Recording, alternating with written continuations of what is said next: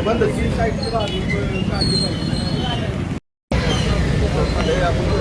करतो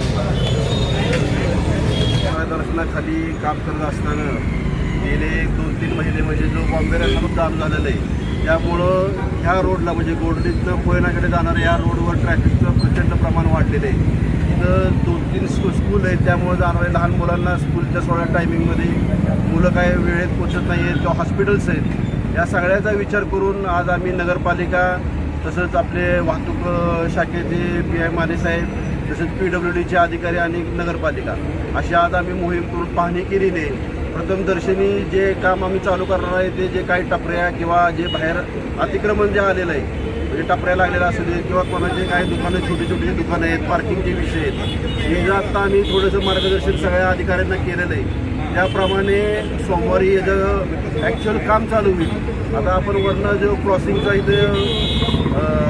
पुणे म्हणते कोल्हापूर ते कोयनाका हे सरळ मार्ग इथं जे शाहूनगरमधनं वरनं येणार ट्रॅफिक आणि कल्याणीकडनं वर शाहूनगर जाणं ट्रॅफिक याला आपण बॅरिगेटिंग घालून ते क्लोज करतोय आणि त्याला पर्यायी रोड आपण ह्या दवाखान्यापासून आपली जी पाणी टाकी तिथनं खाली तिथनं पर्यायी आपण रोड चालू करतोय. तसं तिथनं खालच्या या कॉलनीतून स्कूलपाशी